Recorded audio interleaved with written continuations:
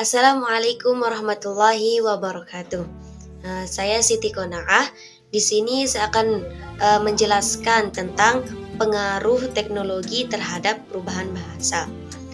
Pasti teman-teman sudah tahu kan bagaimana pesatnya perkembangan teknologi pada zaman ini.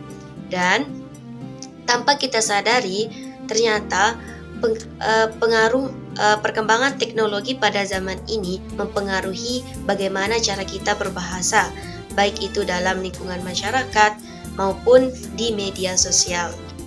Oleh karena itu, banyak fenomena yang kita temukan bahasa ataupun kata-kata yang baru. Yang diakibatkan oleh perkembangan teknologi informasi dan komunikasi pada zaman ini.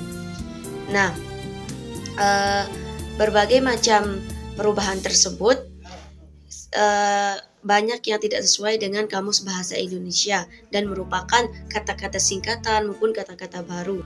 Teman-teman, sekarang saya akan memaparkan beberapa pengaruh teknologi terhadap perubahan bahasa. Terutama pada bahasa Indonesia. Di sini saya temukan 7 hal atau 7 aspek yang mempengaruhi ragam bahasa yang diakibatkan oleh perkembangan teknologi yang semakin pesat, yaitu pengaruh teknologi terhadap perubahan bahasa, apalagi pada saat perkembangan zaman dan teknologi semakin maju pada dunia pada saat zaman ini, maka terjadi beberapa perubahan bahasa. Yang pertama yaitu penggunaan singkatan dan akronim. Teknologi komunikasi seperti pesan, teks, dan media sosial mendorong penggunaan singkatan dan akronim untuk menghemat waktu dan ruang. Contohnya, kata LOL yang kepanjangannya long out loud, dan kata BTW, by the way, dan kata OTW, on the way. Hal ini juga terlihat dalam bahasa Indonesia dengan GWS, get well soon, yang thanks, yang artinya terima kasih, dan sebagainya. Yang kedua, ada bahasa alay dan slang. Kehadiran teknologi memfasilitasi berkembangnya bahasa gaul atau slang yang dipopulerkan oleh generasi muda. Misalnya, kata-kata seperti baper yang artinya kebawa perasaan, gabut yang artinya gaji buta, dan cuy menjadi lazim digunakan di platform digital. Yang kedua, peminjaman kosakata asing. Teknologi global membuat bahasa asing, terutama bahasa Inggris, semakin mempengaruhi bahasa lain. Kata-kata seperti download, upload, email, Zoom, dan meeting sering digunakan tanpa penerjemahan. Dan yang keempat, ada perubahan tata bahasa dan struktur kalimat. Kalimat dalam komunikasi digital seringkali lebih singkat dan tidak baku. Pemakaian tanda baca dan struktur kalimat formal semakin berkurang. Misalnya, penulisan pesan di media sosial cenderung langsung, singkat, dan tidak mengikuti kaidah penulisan yang baku. Yang kelima adalah penggunaan emoji dan gambar. Teknologi meyakinkan komunikasi nonverbal melalui emoji atau gambar yang dapat menggantikan kata-kata atau yang kelima adalah penggunaan emoji dan gambar. Teknologi meyakinkan komunikasi nonverbal melalui emoji atau gambar yang dapat menggantikan kata-kata atau menambah konteks pada sebuah percakapan. Ini mempengaruhi bagaimana emosi atau nuansa tertentu disampaikan dalam bahasa kita. Misalnya dalam menaruh emoji dalam teks WA, pesan, ataupun dan sebagainya. Dan yang keenam, ada penyederhanaan dan efisiensi bahasa. Perkembangan teknologi menuntut kecepatan dalam komunikasi, sehingga bahasa cenderung disederhanakan.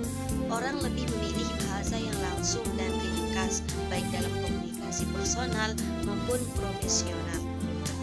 Nah, yang ketujuh, gak kalah menariknya juga, platform teknologi mengubah cara berbahasa seperti algoritma media sosial, aplikasi perpesanan, dan teknologi prediksi teks turut mempengaruhi gaya penulisan dan cara kita menyampaikan pesan. Misalnya, fitur autocorrect dan saran kata mempercepat proses penulisan, tapi kadang mengubah cara orang mengekspresikan diri dan lain-lain sebagainya.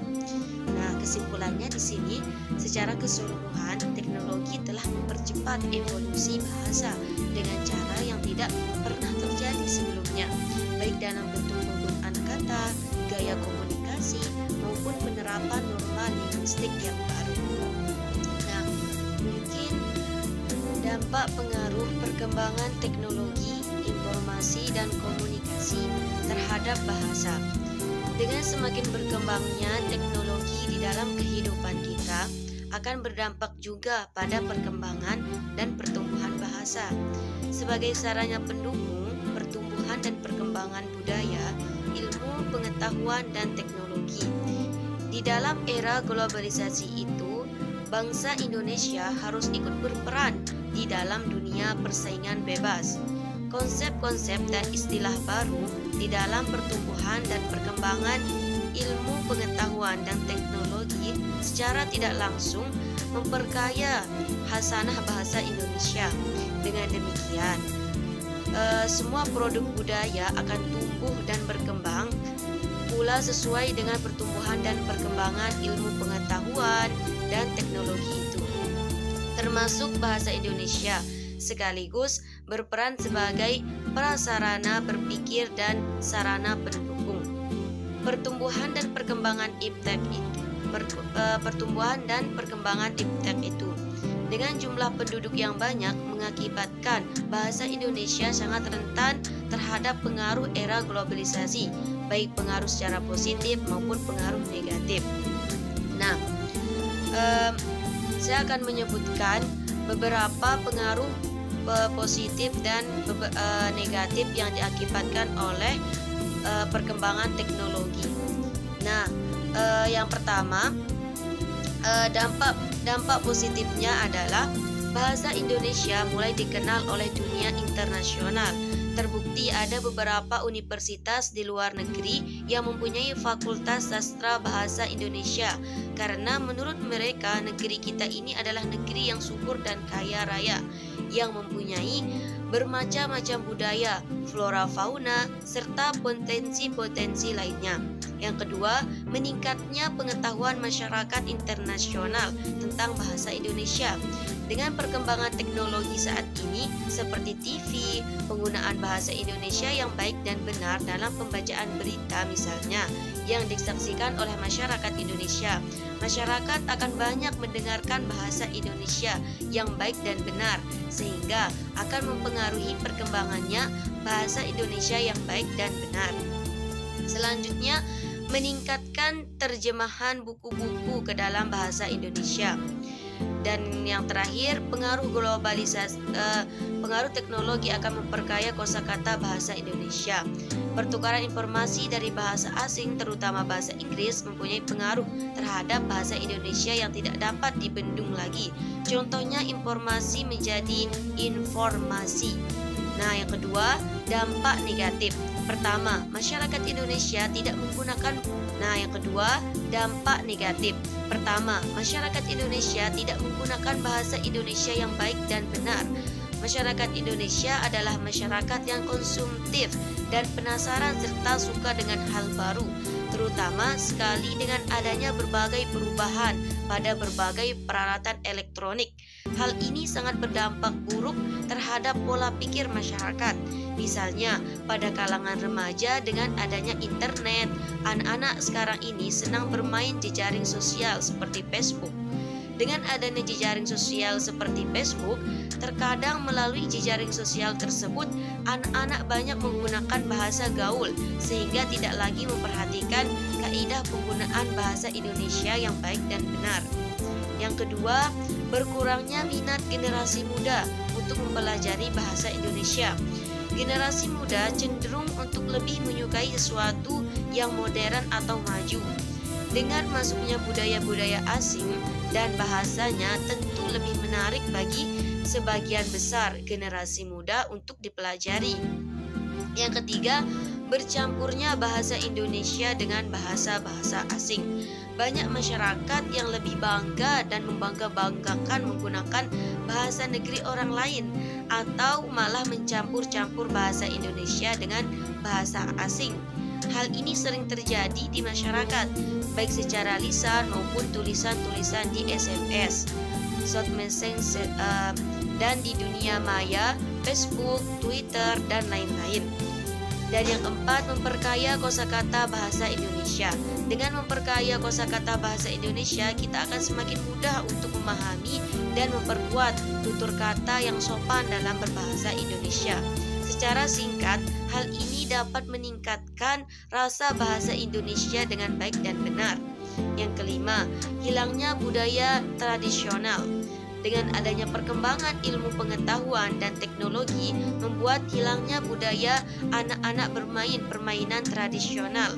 Anak-anak sekarang cenderung lebih menyukai permainan bebas berbasis online daripada bermain di lapangan. Permainan online yang digemari sering membuat anak lupa waktu dan tidak tertarik pada pelajaran sekolah. Orang tua harus bisa mengontrol dan mengawasi anak supaya tidak mengubah pola pikiran mereka ke arah yang negatif. Nah, di sini saya simpulkan, teknologi mempunyai banyak manfaat dan pengaruh bagi masyarakat luas, terutama dalam hal bahasa. Sekarang ini di Indonesia banyak sekali orang yang menggunakan percakapan dengan artian-artian atau bahasa-bahasa teknologi atau bahasa asing.